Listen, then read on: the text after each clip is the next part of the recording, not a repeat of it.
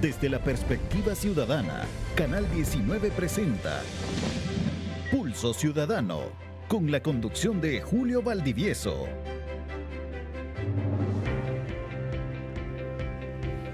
Buenas noches, gracias por estar en esta sintonía de Canal 19. Es un gusto cerrar el ciclo del análisis que hemos tenido a lo largo de esta semana con los proyectos de estudio para presentar una reforma constitucional.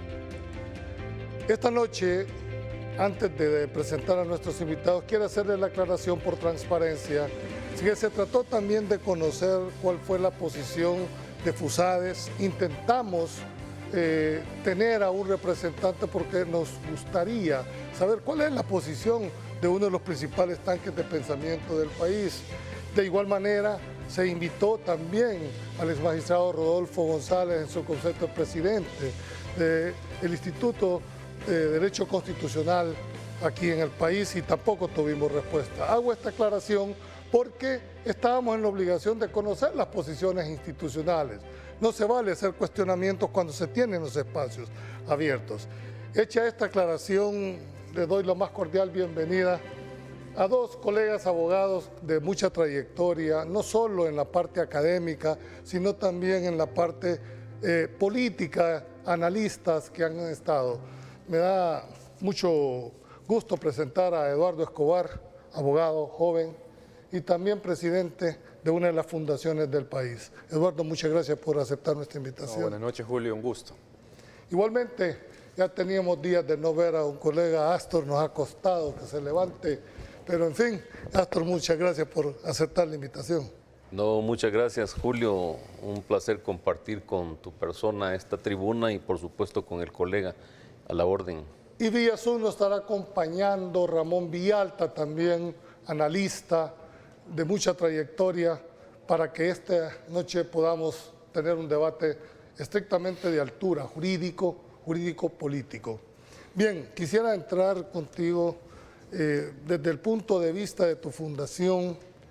¿Tú cómo has visto? ¿Crees que el timing, yo sé que esta pregunta la hemos venido haciendo al transcurso de la semana, pero ustedes ven con buenos ojos este estudio, esta conformación de una comisión a nivel ejecutivo para iniciar unos estudios de un proceso de reforma? Bueno, en este caso lo que como asociación hemos analizado es que para contestar esa pregunta habría que preguntarnos qué, quién y para qué quiere hacer la reforma constitucional. En este caso, pues ya sabemos que es el Ejecutivo, por medio del vicepresidente, que está impulsando la reforma. Pero, ¿qué es lo que quieren reformar y para qué lo quieren reformar? Esas son las preguntas que creo yo que son fundamentales para decir si se está a favor o en contra de este proceso de reforma. Con el quién, aparte que es el Ejecutivo, pero a nosotros nos despierta serios cuestionamientos que sea desde el Ejecutivo, precisamente porque no se ha respetado el marco constitucional y los principios democráticos en la gestión de este gobierno. Y eso para nosotros es fundamental, porque tenemos que predicar con el ejemplo. Si queremos mejorar el sistema democrático, el Estado de Derecho, pues lo primero que es respetarlo. Entonces, ese es un primer señalamiento, pero no me quiero quedar en señalar a la persona, al Ejecutivo, sino que ¿para qué? ¿Para qué? O sea, ese es el punto.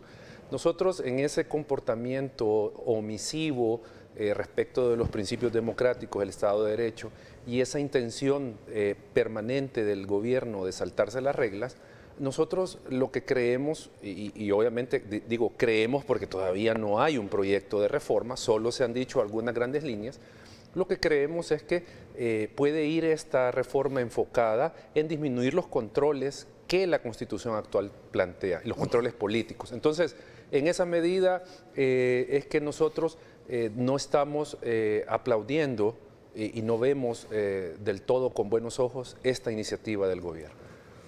Astor, hace un planteamiento en el sentido de que no se ataca, dijéramos, la intención de una reforma, sino el procedimiento que se están ocupando al no tener un planteamiento en la tesis clara de qué se persigue. si va a ser una reforma parcial, si es total, o si se va a reformar la parte dogmática de la Constitución o la parte orgánica. ¿Cuál es tu percepción y, mejor dicho, tu vivencia como colega? ¿Llegó el punto ya de enfrentar el tema de una posible reforma constitucional? Bueno, partamos que una constitución es un pacto, ¿verdad? Es decir, hay muchas definiciones de lo que es una constitución. No es el libro, ¿verdad? No es el documento escrito con su parte orgánica, con su parte dogmática, con su conjunto de disposiciones, títulos, etcétera, sino que en esencia la Constitución es un pacto de convivencia de la sociedad. En esa línea de pensamiento, Julio, yo no te puedo opinar cómo veo, digamos, estos intentos o estas iniciativas, sino cómo los anhelaría, ¿verdad? Este tipo de movimientos, este tipo de impulsos. Yo anhelaría o anhelo que esas invitaciones, estas convocatorias a elaborar una propuesta de reforma constitucional fuera ampliamente democrática, ¿verdad? Que fuera una invitación a buscar realmente la intervención de los diferentes sectores del país, a explicar esa plataforma programática, esos contenidos, esas ideas que se buscan reformar de la Constitución y que los diferentes sectores opinen. Pero en esto, y me gustó la aclaración que hiciste al principio, yo desconocía que habías invitado a otras, digamos, fuentes, a otros, digamos, opinadores o actores políticos de la vida social que están en determinadas instituciones, pero yo creo que si de repente a mí me invitan a opinar sobre algo y yo tengo el anhelo de contribuir, pues yo voy a ir a hacer la opinión, ¿verdad?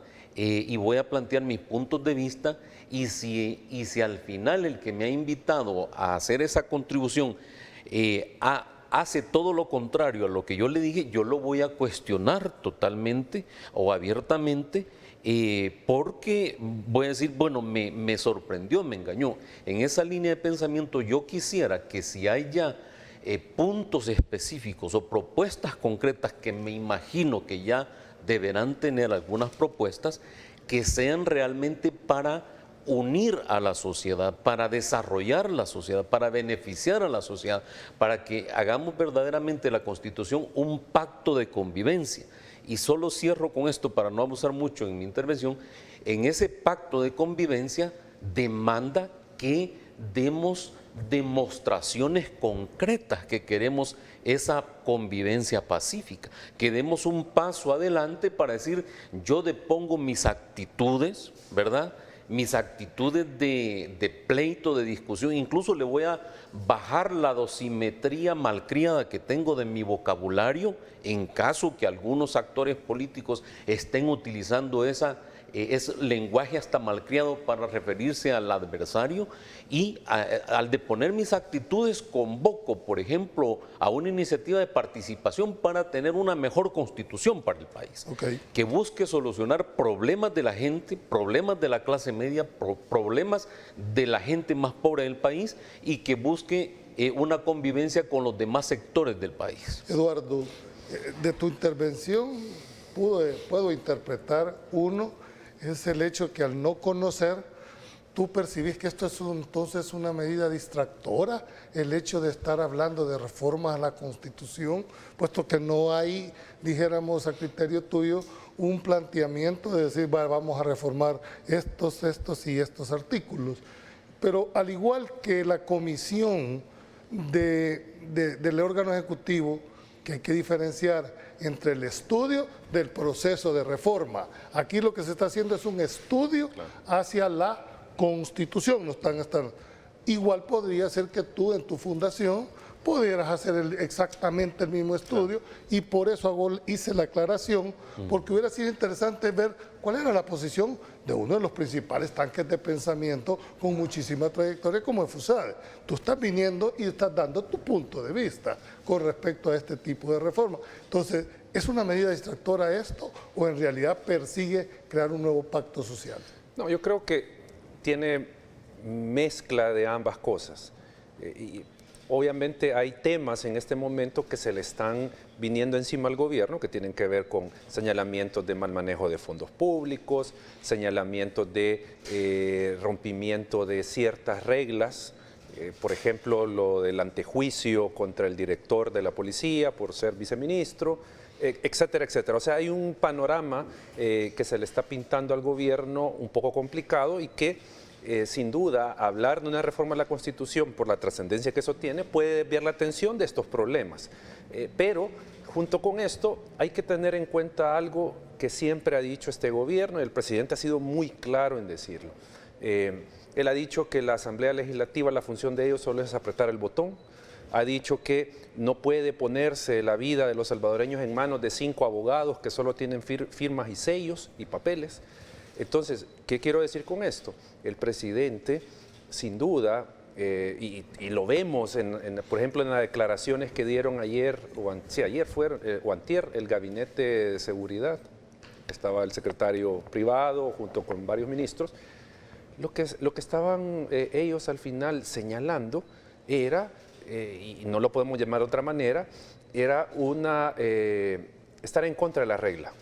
Las reglas que están actualmente en la Constitución les estorban. O sea, el presidente quisiera tener una vía express para que le apruebe la Asamblea todo lo que él presenta, todos los préstamos, etcétera, etcétera. Eso es lo que quisiera tener. No quisiera tener el control de sala de lo constitucional.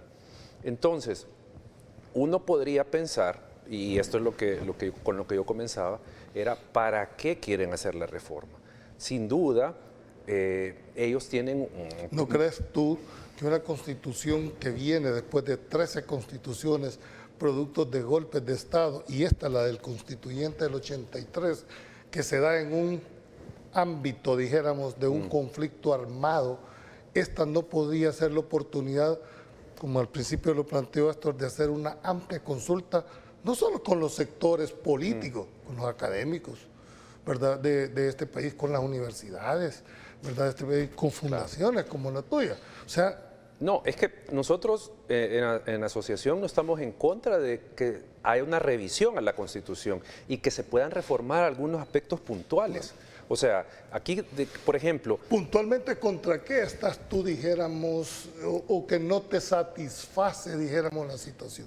Es que, en primer lugar, nosotros creemos que lo que se busca es, como usted me planteaba en la pregunta anterior, si cambiar el pacto social, cambiar las reglas, pero no cambiarlas para fortalecer el sistema, sino que cambiarlas para beneficiarse en su proyecto político. Y esa es tu visión. Ese es el punto. Ya entrando puntualmente, Astor, y quiero meter, dada la coyuntura, que no nos podemos abstraer de esta, ¿tú crees, por tu experiencia en materia penal, tú crees que es el momento de evaluar seriamente si se puede abandonar lo que es los antejuicios en algunos funcionarios? ¿Crees que hoy que está, dijéramos, debería desaparecer el antejuicio de todos los funcionarios? Que nadie en el país tuviera ese privilegio constitucional. Mira, yo realmente no creo que sea conveniente la desaparición del antejuicio. Yo creo que se debe de utilizar adecuadamente el antejuicio. Creo que los servidores y los funcionarios tienen esta protección histórica a partir de la encomienda, de la atribución concreta de las funciones concretas que van a realizar. Y para eso debe ser el antejuicio, es decir, para proteger que los funcionarios, hablemos por ejemplo del tema de los diputados, en su emisión de opiniones o en sus votos que tomen, no vayan a tener presiones de diferentes sectores o sectores poderosos frente a ese tipo de actuación. Hasta ahí.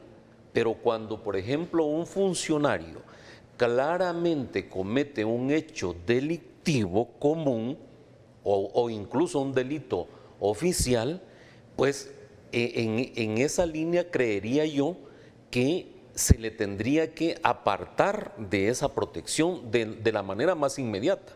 Ni siquiera todo el procedimiento constitucional que existe. En otras palabras, trastocar, digamos, o reformar la figura del antejuicio para que quede perfectamente delimitada y clara que cuando cometa un delito común o cuando cometa un delito oficial, usted tendrá este procedimiento y no todo esto que se va a hacer una comisión en la Asamblea Legislativa, que se va a nombrar un fiscal del seno de la Asamblea y que se va, etcétera, y si no tenés los 56 votos los 40, para quitarle el fuero, entonces no pasa al juzgamiento y esa conducta se queda impune.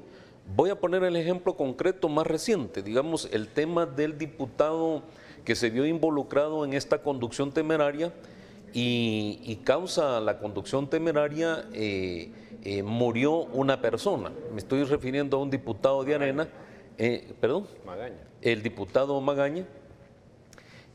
La ciudadanía en general se queda con un sinsabor de justicia, o todos nos quedamos con un sabor digamos, de injusticia. Yo comprendo que es un delito que se puede arreglar y bueno, que pueden pero haber... sabe que es un delito conciliable. Sí, se puede conciliar, pero el hecho de que se tarde todo ese procedimiento y que no tenga, digamos, una aprehensión inmediata por el delito común que ha cometido, eso genera niveles de impunidad que a la gente y a la sociedad ya nos tiene hartos. Y debo de entenderte de que vos decís, ok, la figura como privilegio procesal hay que limitarla única y exclusivamente, en el caso de los señores diputados, en el ejercicio de las opiniones que emitan y de los como votos, una protección. y de los votos. No así en las demás actuaciones No así donde debería de responder. En los delitos oficiales y en los delitos comunes. Por ejemplo, los delitos oficiales. Que alguien cometa digamos, un enriquecimiento ilícito, producto del ejercicio o se aproveche de los fondos del Estado, ¿y por qué le vamos a dar el antejuicio? Alguien viene y mata a una persona, ¿verdad? En la calle, saque el arma. Hay candidatos a diputados que ni siquiera son diputados y andan sacando la pistola algunos, medio borrachos. Entonces, ese tipo de conducta, ¿para qué le vas a dar la protección del antejuicio? Okay. Allí no estoy de acuerdo. Y sí estoy de acuerdo yo que se analicen algunas revisiones a la Constitución, que probablemente las discutamos, pero en el punto específico que me preguntas, esa es mi posición.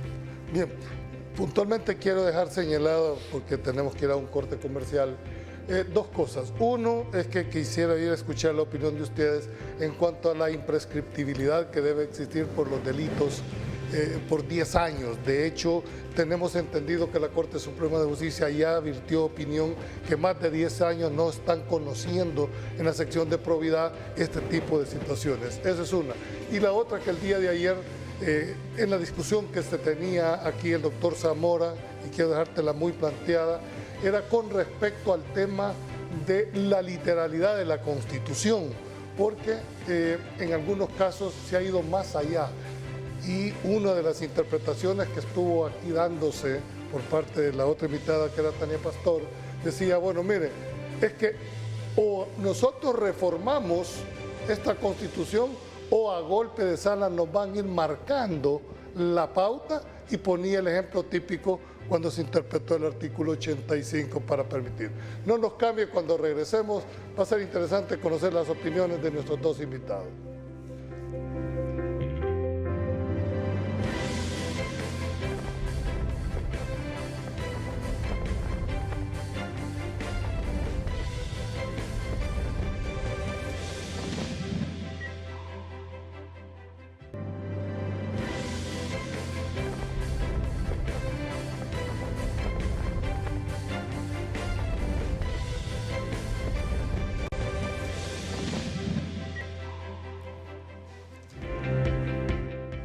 Muchas gracias por continuar. Habíamos quedado pendientes y ya en este segmento se va a incorporar en su momento Ramón también ya para participar, porque esto lo que se trata es que tengamos este intercambio de opiniones.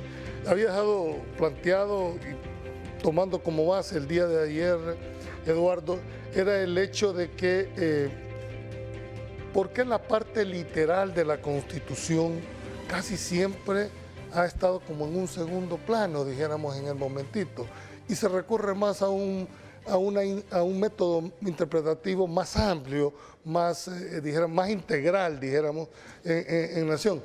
¿Compartís tú esa visión de que debería ser más integral la interpretación que una parte más literal? Sí, yo me inclino más a el tema de la interpretación por varias razones. La primera, recordemos que la Constitución como pacto social plantea reglas muy genéricas que obviamente se necesita interpretarlas para darle un sentido. Obviamente esta interpretación va a variar según quienes estén ejerciendo el cargo de intérpretes de la Constitución, como el caso de Sala de lo Constitucional, va a variar según el contexto social, el cambio social, o sea, todo eso va a influir en cómo se interprete. Pero soy más partidario, o mejor dicho, soy partidario de eso, porque si nos quedamos en la literalidad pueden ocurrir cosas que van a limitar derechos, de facto los van a limitar, o van a limitar ejercicio de poder o facultades constitucionales. Y yo siempre pongo dos ejemplos muy puntuales. El derecho a la vida. La Constitución dice todos tenemos derecho a la vida. Si nos atenemos a la literalidad, ¿qué podemos entender por el derecho a la vida? Para unas personas puede ser simplemente la existencia biológica del ser humano, respirar y hasta ahí. Pero también pueden haber otras personas que van a interpretar que la vida no solo es la mera existencia biológica, sino que una serie de condiciones que hagan digna esa vida. Y esto lo podemos ver, por ejemplo, en jurisprudencia de la Sala. Hay una sentencia del 96, 95, no me recuerdo, que hablaba de que el derecho a la vida era la existencia biológica. Pero luego, en el 99, 2000, no me recuerdo la fecha exacta, hay otra resolución de Sala donde dice que la vida, si bien implica la existencia biológica, pero también mete el aspecto social. Entonces, si nosotros vemos ahí hay dos interpretaciones de lo que es la vida, que es un concepto que digo, para unos puede, para todas las personas va a variar, o el otro el acceso a la información. Yo invitaría a quienes a los televidentes a que vayan a buscarlo en la Constitución. Ese derecho no está ahí. No está literalmente consignado. ¿Cómo se derivó este derecho? Por la vía de la actividad legislativa y la interpretación de la Sala. Se dijo, se deriva del acceso de la libertad de expresión. Entonces, creo yo que para la norma máxima que es la Constitución, hay que tener en cuenta que la literalidad puede limitar la interpretación y el alcance de la misma. Bueno.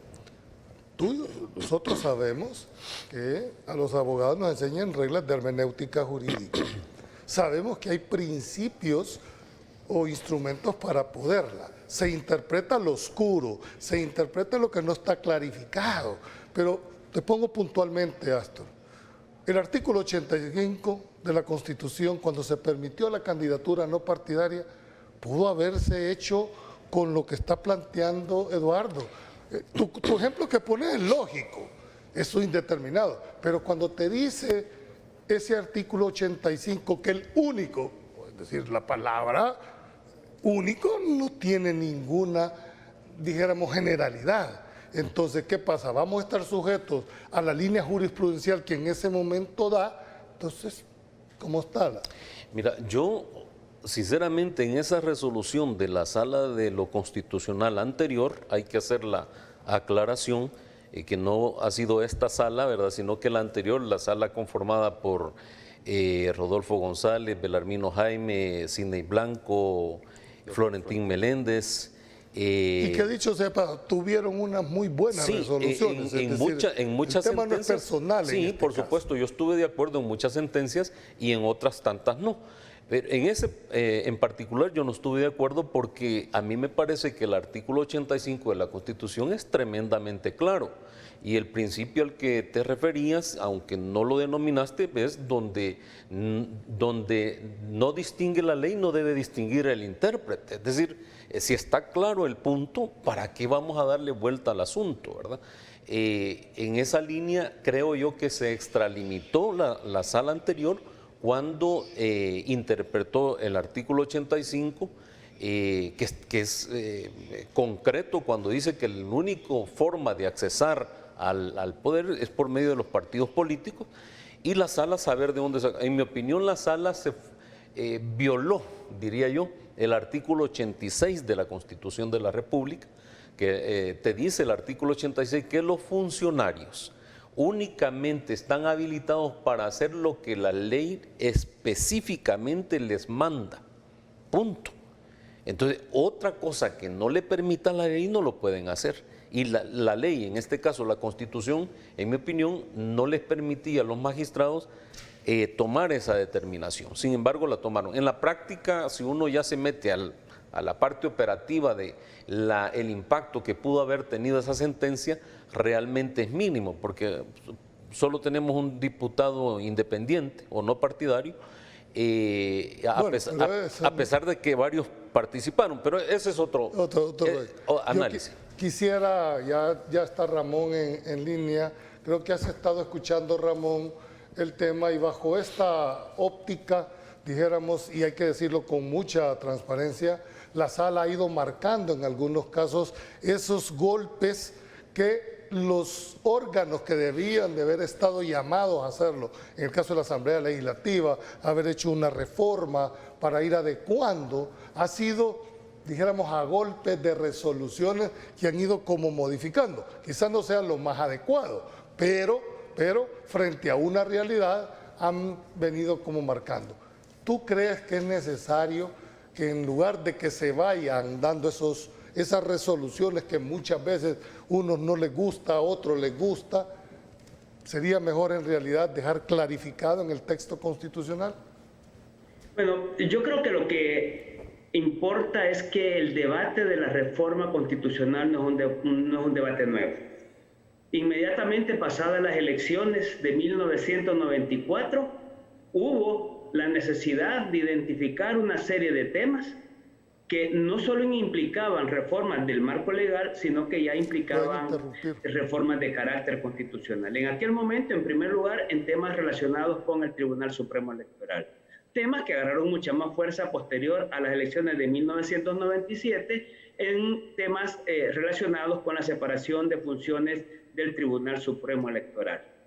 El consorcio de ONG de educación cívica, de la cual era parte el IEGES en aquel entonces, la ISD, Fundaspal, CAPAZ y el ICED, y de donde ya Félix Ulloa había sido presidente del IEGES y había dejado algunas iniciativas también planteadas, retomamos toda una agenda de reforma constitucional que se vino a concretar en un anteproyecto de reforma de la Constitución en el año 2004, que fue presentada a la Asamblea Legislativa y que incluía una serie de temas para poder garantizar la inclusión en el ejercicio de la participación para el acceso de poder como las asociaciones cívicas, no las candidaturas independientes o no partidarias, sino que la candidatura no partidaria sí, pero a través de asociaciones de carácter cívicas con fines de acceder al ejercicio de poder. Y que era mejor que esto quedara debidamente registrado en la Constitución, reglamentado en la Constitución.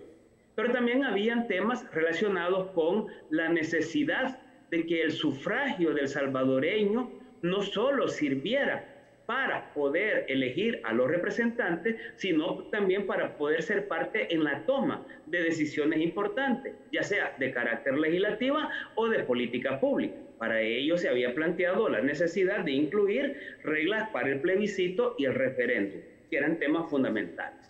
Y así una serie de temas que se iban desarrollando en este planteamiento, que más adelante se retoman en otras iniciativas, en otras redes, que comenzamos a incluir la necesidad también, por ejemplo, de reformar la Corte Suprema, la Corte de Cuentas, temas que se fueron avanzando cuando vimos amenaza en la sala de lo constitucional, que era importante establecer reformas a la Constitución para crear una Corte de lo Constitucional que estuviera separada de la Corte Suprema de Justicia. Ese es uno de los puntos, Ramón, es puntualmente. Debo de interpretar de que la oportunidad del proceso de un estudio para la reforma no es actual, en eso estamos claros, no es coyuntural. Ya se viene fanteando. Puntualmente de tu organización, tú has sido una de las personas que ha venido, sobre todo en materia electoral, haciendo una serie de propuestas. Particularmente, ¿se vulneró o no se vulneró el artículo 85 con esa resolución? El problema es cuando nos atendemos a la literalidad, porque la Sala de lo Constitucional en distintas resoluciones de inconstitucionalidad establece criterios que no solo tienen que ver con este tema del artículo 85, sino, ojo, en qué consiste el ejercicio de la representación, por ejemplo, y que el ejercicio de la representación no elimina la participación del pueblo, y que la titularidad no corresponde, la titularidad del poder no corresponde a los representantes, sino precisamente al pueblo. En este sentido, estableció una serie de elementos que tenía que ver con que el sufragio debería de trascender, no solo para elegir a representantes, por ejemplo, que la democracia y en la democracia la titularidad del poder no solo es para elegir, sino para garantizar la participación del pueblo en la toma de decisiones, en el ejercicio del control, en la fiscalización que los ciudadanos deben de tener respecto del ejercicio de lo público. En este sentido... Bueno, pero la pregunta era puntual, es decir, ¿se vulnera o no se vulnera? ¿Por qué te hago esta pregunta? Porque entonces, ¿de qué sirve que estemos frente a un proceso de reforma si al final lo que quede escrito siempre va a estar sujeto a cualquier interpretación por la línea jurisprudencial que en ese momento está? Ese es básicamente... Yo estoy de acuerdo en esto, porque sí hay determinados aspectos que deben de quedar como muy claros y no depender estrictamente de la interpretación. Por ejemplo, a partir de la interpretación que la misma Asamblea hace o algunos partidos políticos hacen, aquí no se puede celebrar ninguna consulta popular, ningún plebiscito, ningún referéndum.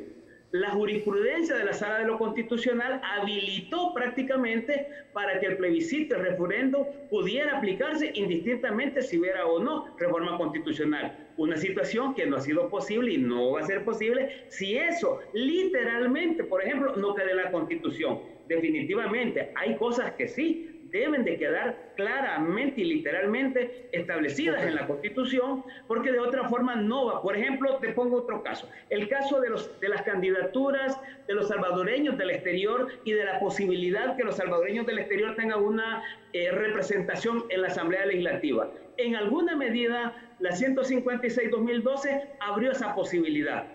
Pero como la interpretación en la Asamblea no dicen que no es de esa manera, no se puede hacer. Eso debe de quedar literalmente expresado en la Constitución, si no, no van a poder tener un mecanismo de ser representados. Uno de los criterios, y yo lo he escuchado, no solo dijéramos de algunos magistrados, sino de otros colegas, es el hecho de que cuando se referían al 85, como no se limitaba, dijéramos, eso, sino que al contrario, lo que se está tratando con la gente es ampliar el espectro, la oferta de poder accesar, con ese espíritu es que se hace. ¿Compartes tú ese criterio?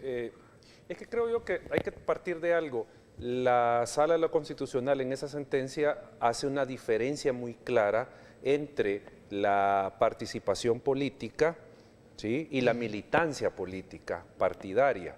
Entonces, la Sala lo que dice es, y esto creo que hay que traerlo también a colación, que esto no es, voy a decir este término coloquial, no es invento de la Sala. Hay una sentencia de la Corte Interamericana de Derechos Humanos, en el caso, se me ha olvidado el nombre, de un candidato a presidente de la República Mexicana, no se quería postular por partido político. Entonces se presentó y le negaron la candidatura. Entonces la Corte falló que pese a que se exigía eso... Estar afiliado a un partido. Exacto, es distinto la afiliación política a el acceso al poder, que son figuras diferentes. Entonces, Yo creo que la Sala de lo Constitucional, al leer y al interpretar el fondo de esa sentencia, eso es lo que diferencia, ¿ya? Puede ser discutible, sin duda, puede ser discutible, pero creo yo que también hay que tener en cuenta, con lo que decía el licenciado Villalta, que hay niveles para decidir si hay una o no una reforma constitucional. Si nosotros con el trabajo legislativo, con la labor legislativa y con la interpretación de la Sala podemos darle un alcance mayor a una disposición, ¿para qué la vamos a reformar? Pero hay otro nivel donde ya el texto no nos permite interpretarlo diferente. Entonces ahí podemos reformar ese texto para adecuarlo a la nueva realidad. Y obviamente si ya la disposición no nos abarca a regular la realidad, pues bueno, cambiémosla. Pero digo, a nosotros somos del criterio que todavía el trabajo legislativo y interpretación de la Sala da un margen para tener otra realidad social a partir de esta misma Constitución. Entonces, bajo esa óptica, ¿cómo podríamos compaginar entonces el artículo 235 que habla precisamente de que los funcionarios al momento de que juran cumplir la Constitución, ateniéndose a qué? Pues? Ateniéndose a la Constitución, ateniéndose a las leyes. Eso es lo que dice, y a su texto dice la ¿Cómo la pudiésemos, dijéramos, conjugar esta visión? ¿Será que el fin podría en un momento, mientras no se restrinjan, dijéramos, derechos, sino que se puede ampliar las distintas posibilidades, podría ser una de las... Lo que sucede, Julio, es que la interpretación realmente en un momento determinado no puede ir más allá de las disposiciones de la Constitución misma, en mi opinión, ¿verdad? No es que yo quiera ser exageradamente literalista, pero creo que si la norma es clara en un momento determinado, como estamos hablando del artículo 85, no permite una interpretación diferente. Es claro que, por ejemplo, la Sala de lo Constitucional tiene la facultad de interpretar la Constitución y las decisiones de la Sala de lo Constitucional son no se pueden recurrir, ¿verdad? Es la última palabra de la Sala.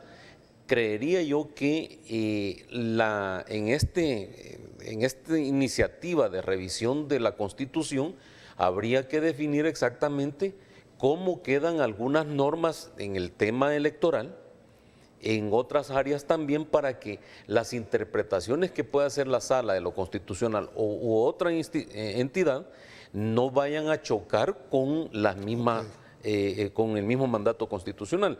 Aquí hay que tener claro una cosa: a la Constitución no se le va a meter todo lo que se nos ocurra, ¿verdad? La Constitución es una línea de principios, ¿verdad?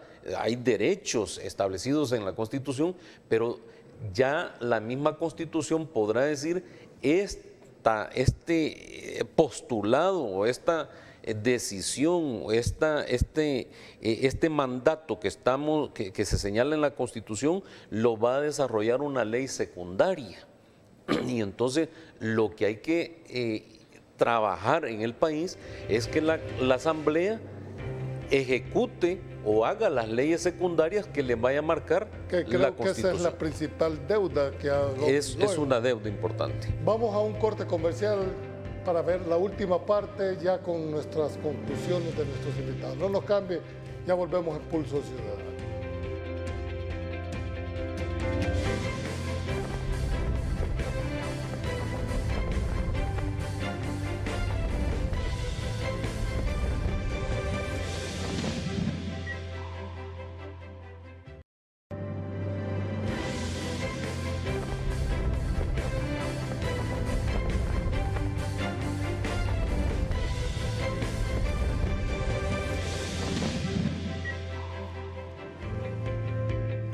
Gracias por continuar en Pulso Ciudadano. Ya en esta última parte vamos a ir tomando las conclusiones, pero no quisiera cerrar este tema tan importante.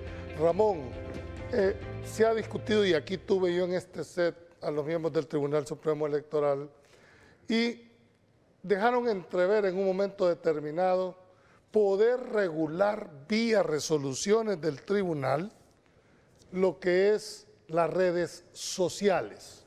Es decir, ahorita no hay ninguna ley de que prohíba ni autorice el uso de las redes sociales. ¿Y cuál es el fundamento que tienen algunos que lo ven? Que constitucionalmente eso es atentar contra la libertad de expresión. ¿Compartís tú el criterio que si el tribunal, como máxima autoridad en materia electoral, se mete a regular vía resolución, no vía ley ni vía, dijéramos, constitución, vía una resolución judicial, estará atentando contra ese principio constitucional de libertad de expresión, Ramón? Absolutamente. El tribunal estaría incurriendo en una violación de carácter constitucional porque los criterios sobre los cuales pudiera basar serían criterios muy subjetivos. ¿Hasta dónde llega el criterio para definir si hay o no un abuso, un cometimiento de un abuso por parte de una persona que está presentando alguna opinión, que está cuestionando, que está señalando, o que está apoyando, o que no está apoyando, o que está criticando a un candidato? Entonces, eso quedaría en un nivel de discrecionalidad demasiado alto y no se puede de ninguna manera, por vía reglamentaria o por vía de resoluciones de esta naturaleza, y mucho menos por una acción de oficio por parte del Tribunal Supremo Electoral, poder determinar si no existe ningún marco de ley, ninguna regla que le indique cuáles son los parámetros sobre los cuales va a tener que tomar esa decisión. En ese sentido, sí me parece que se podrían cometer abusos a partir de esa misma discrecionalidad que el tribunal pudiera llegar a tener. Ok. Yo sé que, bueno, no sé, la Constitución establece que la máxima autoridad en materia electoral es el Tribunal Supremo Electoral. ¿No crees tú que al igual como estamos haciendo en la Sala de lo Constitucional, que aunque no está, puede interpretar en materia, estamos hablando de materia electoral, en ausencia de una regulación para poner reglas del juego más claras? Es que yo... Porque Ramón dice claramente que hay una violación a la libertad de expresión. Yo creo que el tribunal sí tiene una facultad de sancionar y ordenar que se suspenda algún tipo de publicación en redes sociales siempre y cuando viole las prohibiciones de propaganda, por ejemplo, que ya establece el Código Electoral. Recordemos que el Código Electoral establece que no se puede faltar al respeto, a la moral de candidatos presentes o futuros, pasados o presentes. ¿Cómo puede estar cada vez que salgan en Facebook, en un Twitter, están los...? Hay herramientas, tal vez no para todo, pero sí hay herramientas que se pueden usar para detectar publicaciones que estén vulnerando esa regla de que no se puede ofender, no se puede calumniar a candidaturas. O sea, eso se puede hacer.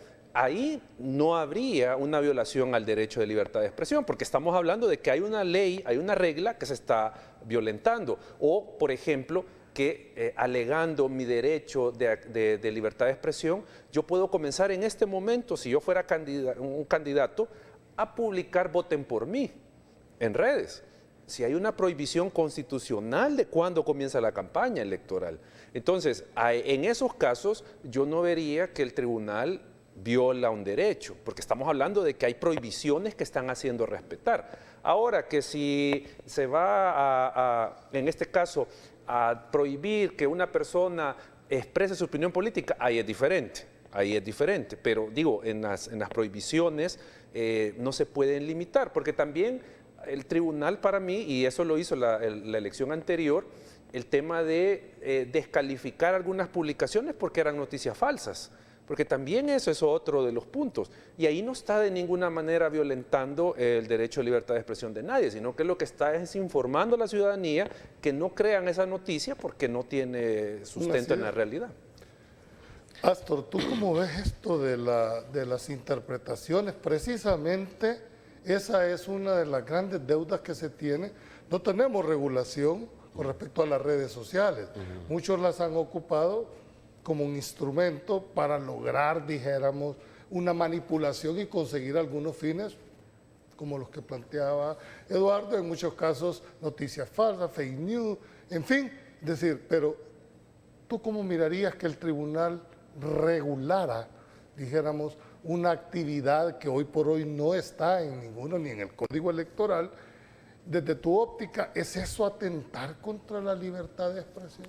Bueno, depende cómo quedaría una resolución de esa naturaleza, Julio, porque en este momento estamos casi como especulando sobre un punto. Yo he visto, y quizá todos hemos visto, debilidad histórica en las decisiones del Tribunal Supremo Electoral. Aquí medio mundo irrespeta la ley electoral, sea el tiempo para hacer propaganda o no lo sea, hacen propaganda. Se hace propaganda con recursos de tus impuestos, de los míos, de los del amigo camarógrafo, de los impuestos de la población, ¿verdad? Se van a entregar canastas por un lado, ya sea por municipalidad o por gobierno o por lo que sea, y eso es una especie de propaganda, y nadie absolutamente dice nada en el Tribunal Supremo Electoral. Eso es, no está llegando el funcionario o aquel que vaya llevando una canasta con recursos provenientes de impuestos, recursos públicos, pues, diciéndole, mire, vote por mí, pero el solo hecho que llegue el candidato funcionario a entregar esa canasta y que toda una cuadrilla de fotógrafos, camarógrafos y las redes sociales, ¿y eso qué? Y no es propaganda, pues. Es que tradicionalmente se ha conceptualizado que la propaganda adelantada es pedir el Sí, voto. no, Pero pues, eso sabemos que... Pero ahí es donde falla el Tribunal Supremo Electoral. Allí sí me gustaría a mí realmente que el Tribunal Supremo Electoral hiciera una resolución sesuda, ¿verdad? Razonada, motivada, y dijera, esto es propaganda, porque al pan, pan, al vino, vino. ¿Y de qué otra manera le podemos llamar? Pues, si es publicitar la imagen de una persona. Y esas condiciones de las cuales se está aprovechando esa persona son distintas a aquel candidato independiente o aquel pobrecito del partido político que tiene unos 3, 4 recursos, y entonces lo deja en una posición desequilibrada. Allí sí me gustaría que el Tribunal Supremo Electoral dijera, este es mi, ¿verdad? Este macho es mi mula, ¿verdad? Y creo que tiene facultades para hacerlo. Sobre el tema de las redes sociales, a mí me parece que es un problema que independientemente que haya una regulación o una sentencia, es un tema difícil de controlar. Hay que ser honestos y claros en eso. Hay cantidad de troles y que le pueden decir cualquier cosa a cualquier persona, y solo la persona que se va a sentir ofendida, si quiere iniciar un proceso penal, va a recurrir, ¿verdad? Va a denunciar. A mí me parece, digamos, denigrante, ofensivo, vulgar a algunos actores políticos que empiezan a decir a candidatos, a opositores, a adversarios, incluso a funcionarios, a maltratarlos increíblemente, decirles palabras soeces, etc. Yo creo que no es la forma, ¿verdad? Incluso algunos pueden hasta ser candidatos. Yo me pongo a pensar, ¿les gustaría que a ustedes los traten de esa manera como están tratando a mujeres, a funcionarios, a opositores? Me parece desagradable. Entonces, en ese tipo de cuestiones yo creería que el Tribunal Supremo Electoral sí debería. ¿Qué recomendación, ya para ir, tenemos un minuto? ¿Estás de acuerdo en una autorregulación de los partidos políticos o en una regulación, dijéramos, a través del Tribunal Supremo Electoral? Creo que puede haber una combinación de ambas partes. Ramón, puntualmente, ¿qué recomendarías tú en este punto específico con relación a las redes sociales y a la campaña adelantada? Yo creo que hay experiencias como la de México, que ellos sí establecieron unas reglas para poder, por parte del órgano electoral, para poder controlar que no se cometieran abusos por parte de los actores, siempre y cuando teniendo referencia a lo que el marco de la ley le establece. Es decir, si el tribunal va a establecer determinadas amonestaciones, debe de establecer un reglamento con base a la ley electoral, porque es la ley electoral la que le va a determinar el ámbito y le va a demarcar responsable el alcance que puede tener la actuación del tribunal en materia estrictamente electoral, para que entonces no se cometan abusos y discrecionalidades que pueden atentar contra la libertad de expresión. Ok, puntualmente, ¿no es eso una reserva de ley lo que tendría que hacerse? Yo creo que más allá de que hay que revisar el tema de las prohibiciones en materia de propaganda electoral y todo esto, y que sin duda hay que entrar a regular algunos aspectos del uso de redes sociales, pero pese a eso yo creo que la ley electoral, nuestro código electoral, tiene los elementos necesarios para que pueda el tribunal controlar las violaciones que se den con ocasión de la campaña electoral, aún en redes. Yo considero que sí lo puede hacer. Tiene esa facultad implícita claro, de la regulación. es que de hecho hay resoluciones de Sala de lo Constitucional y del Tribunal donde ya abandona lo que usted decía, de que ya no es la propaganda solo pedir el voto, ni tampoco que yo ponga un rótulo, sino que también ya la propaganda por otros medios o por otras plataformas como las redes sociales o el Internet. Entonces, dijéramos, en esa potestad, porque muchos dicen el hecho de tratar de regular sin una ley, eso es atentar contra la libertad de expresión. Pero creo que la libertad tiene que tener un límite. Tiene un límite. ¿Verdad? Y de hecho, en estos momentos, Astor plantea uno de los casos más importantes. A mí me gustaría, dice, ver un verdadero tribunal que actúe como tribunal, es decir, como órgano colegiado. Como autoridad. ¿verdad? Como autoridad, en realidad, porque si no le van también a ir marcando las mismas decisiones. Acordate que en las elecciones pasadas, casi a 2 meses antes de una elección, venían y cambian las reglas del juego. Bien, hemos llegado y quiero darles los agradecimientos, algo que se les haya quedado en el tintero, alguna recomendación específica. No, yo creo brevemente que la ciudadanía tiene que estar atenta a este proceso de reforma constitucional que está queriendo primero estudiar y luego impulsar el gobierno. Tiene que participar la ciudadanía con su opinión respecto de si está a favor o en contra de este tipo de procesos. Yo creo que la ciudadanía no debe de darle la espalda a este proceso y ponerle atención. Creo que los actores sociales, políticos, económicos tienen que estar pendientes. Creo que si van a haber cambios en la Constitución, que sean cambios para mejorar a la gente y al país y no para abusar de la cosa pública en perjuicio de la población. Ramón, tu última recomendación que pudieras darle a nuestros televidentes. No, yo creo que es importante que la ciudadanía, que las organizaciones de sociedad civil participemos de este proceso, más bien aportemos, generemos debate, generemos propuestas, incluyamos nuestra propuesta, porque lo que dijo Astor al inicio es fundamental. Si nosotros aportamos a este proceso de diálogo, de construcción de un estudio, de una propuesta de reforma de la Constitución de manera holística, de manera integral, lo que va a ocurrir es que si al final lo que se propone, lo que se presenta, no responde a lo que se ha estado llegando por parte de la ciudadanía y de la sociedad civil, lo que va a ocurrir es que, bueno, nos vamos a molestar, vamos a tener que protestar, vamos a tener que denunciar que esa propuesta no responde a lo que los ciudadanos y las organizaciones estuvimos generando en el proceso de consulta, en el proceso de debate. Bien, no me resta más que agradecerles por el tiempo que nos han dedicado y a ustedes por la paciencia que han tenido de estar pendientes de este programa.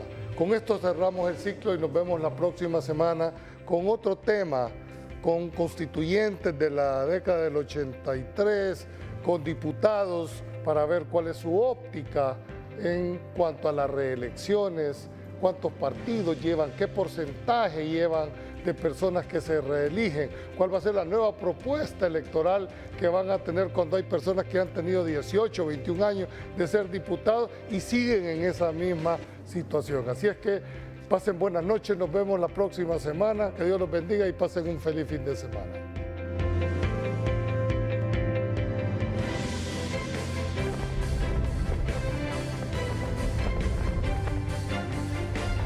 Desde la perspectiva ciudadana, esto fue Pulso Ciudadano. Le invitamos al próximo siempre a la misma hora y por este mismo canal.